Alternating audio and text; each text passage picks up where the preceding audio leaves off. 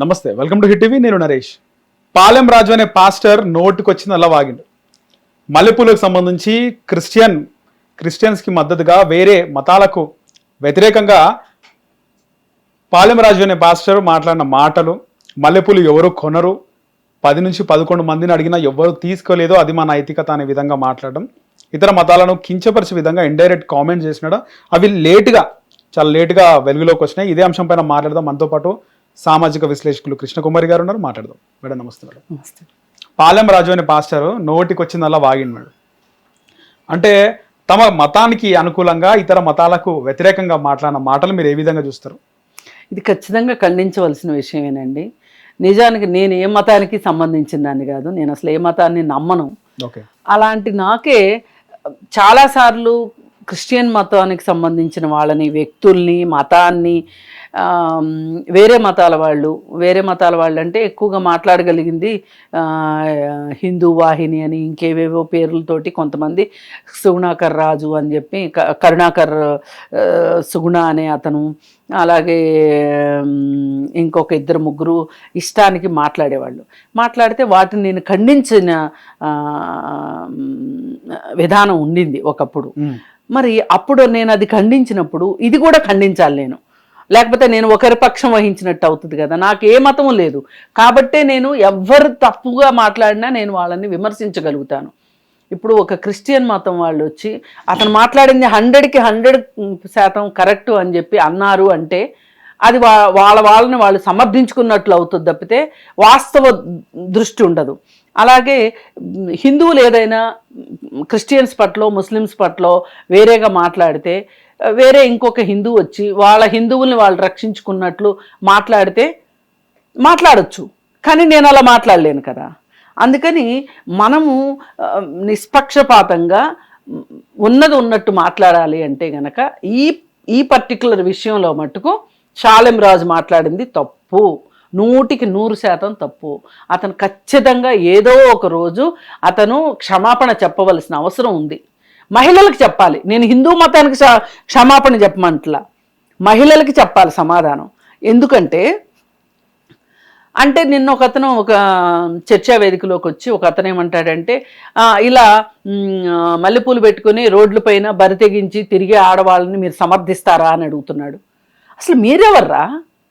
అసలు మీరంతా ఎవరు? అసలు మేము మల్లెపూలు పెట్టుకోకూడదో, ఏం పెట్టుకోవాలో, ఏం కట్టుకోవాలో, ఏ మతాన్ని ఆచరించాలో చెప్పడానికి మీరెవరు అసలు?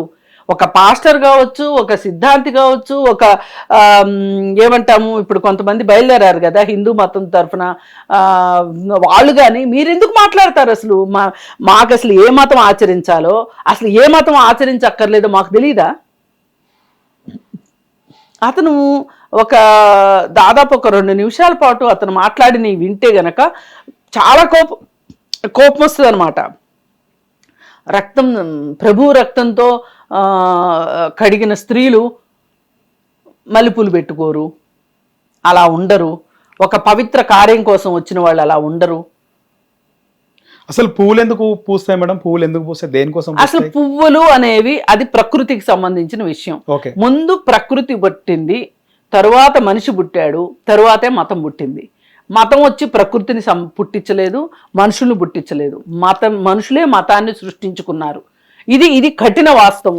ప్రకృతి పూలను పుట్టించింది, అలాగే కూరగాయలను కూడా పుట్టించింది. కూరగాయలను తింటున్నాం కదా, అన్ని కూరగాయలు తింటున్నామో, అన్ని రకాల పువ్వులు. అంటే ఇక్కడ ఏమైందంటే వాళ్ళు అంత ఇదిగా చెప్పడానికి కారణం ఏంటి అంటే, వాళ్ళంతా మతం మారిన వాళ్ళు, హిందూ మతం నుంచి క్రిస్టియానిటీ తీసుకున్న వాళ్ళు పోతారమనే అభద్రతా భావంతో మళ్ళీ వీళ్ళు ఎక్కడ వీళ్ళ పూలు పెట్టుకొని ఇస్తే, వీళ్ళ గుడుల్లో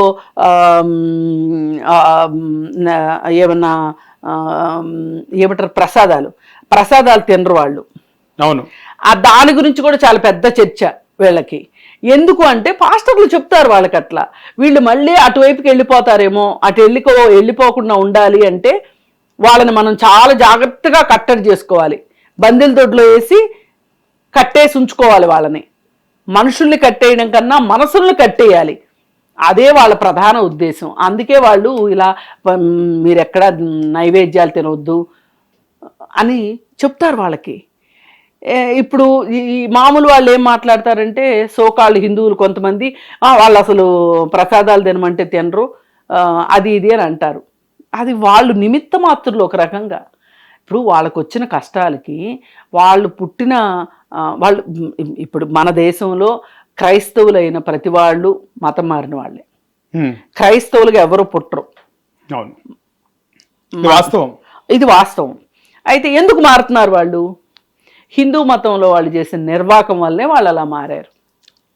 ఇప్పుడు ఒక ఆయన ఎవరో చెప్తున్నాడు, వాళ్ళని అసలు మన గుళ్ళోకి రానిస్తే అసలు వాళ్ళని ఊరవతలు ఎందుకు పెట్టాము? ఊరు నిర్మాణం జరిగేటప్పుడే మీరు గమనిస్తే మాలపల్లెలు మాదిగపల్లెలు విడిగా ఉంటాయి. ఆ తరువాత బీసీలు ఉంటారు, ఆ తరువాత అగ్రకులాలు ఉంటాయి. అగ్రకులాలు బీసీలు ఇళ్ళు కలిసి ఉండవు, ఎక్కడో తప్పితే. ఎవరన్నా అగ్రకులాల వాళ్ళు అమ్మేసుకుంటే బీసీ వాళ్ళు కొనుక్కుంటారు. కానీ ఎస్సీలు ఎస్టీలు వచ్చి అగ్రకులాల వాళ్ళ బజారుల్లో ఎక్కడా ఇల్లు కొనుక్కున్న దాఖలాలు లేవు. ఆర్థికంగా వెనకాల ఉన్నారంటారు వాళ్ళు. వాళ్ళు అంతే కదా, వాళ్ళకి ఏముంది? వాళ్ళకి ఆ పొలాలు లేవు, చదువు లేదు, పెద్ద పెద్ద ఉద్యోగాలు లేవు. ఒకవేళ ఉన్నా కానీ ఇవాళ అపార్ట్మెంట్ల కల్చర్ వచ్చిన తర్వాత అపార్ట్మెంట్ కొనుక్కోగలుగుతారు తప్పితే ఒక గ్రామంలో ఒక అగ్రకులాల ఉన్న బజార్లో వాళ్ళు వచ్చి ఇల్లు కొనుక్కోరు. ఇప్పుడు కూడా అదే పరిస్థితి. ఇప్పుడు కూడా అదే పరిస్థితి. అంటే ఊర్లలో ఉందంటారా, నగరంలో కూడా ఉందా? నగరంలో లేదు, నగరంలో మారిపోయింది. అసలు ఇప్పుడు ఊర్లలో కూడా కొన్ని ఊర్లలో అపార్ట్మెంట్లు కడుతున్నారు. అపార్ట్మెంట్లకి అంటే మరీ పల్లెటూర్లో అపార్ట్మెంట్లు ఎందుకు కడతారు? కానీ కొంచెం సిటీకి దగ్గరగా ఉన్న ఊర్లలో అపార్ట్మెంట్లు కట్టారనుకోండి, అపార్ట్మెంట్లు ఎవరైనా కొనుక్కుంటారు. కానీ నేను చెప్తుంది పాత రోజుల సంగతి చెప్తున్నాను. ఈ రోజుకి కొన్ని పల్లెటూర్లు అలానే ఉన్నాయి. వాళ్ళని దూరంగానే పెట్టారు, వాళ్ళని గుడికి రానిచ్చేవాళ్ళు కాదు. సో ఆ విధంగా వీళ్ళు మతం మారడం స్టార్ట్ చేశారు. ఇది హిందువుల పుణ్యమే, కొంతమంది హిందువుల పుణ్యమే మతం మారటం. అసలు దీనికి సంబంధించి కేరళలో అయితే అసలు వాళ్ళు కట్టిన గుళ్ళోకి మనం వెళ్ళడం ఏంటి, మన గుళ్ళు మనమే కట్టుకుందామని ఓ చిన్న గుళ్ళు కట్టుకున్నారు. చాలా వరకు కట్టుకున్నారు. కొన్ని వేల గుళ్ళు ఉన్నాయి కేరళలో ఈ పాయింట్ మీదనే. అలాగే ఈ పువ్వుల విషయంకి వచ్చేసేస్తే, ఈ పువ్వులు పెట్టుకున్న వాళ్ళందరూ బజార్ వాళ్ళు అని మాట్లాడాడు.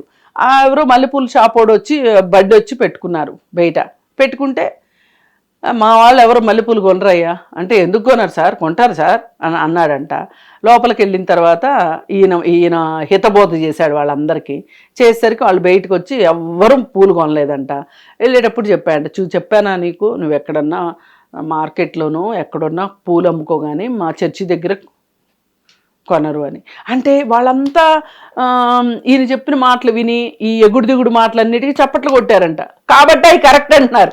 చప్పట్లు కొట్టారు కాబట్టి కరెక్ట్ అయిపోవు కదా అయ్యి, కొనేవాళ్ళు కూడా కొనరు ఇంకా అని మీరు అనుకుంటున్నారు. మీ భ్రమ. వాళ్ళే పెళ్లికో వెళ్తారు, పూలు పెట్టుకోకుండా ఉంటారా?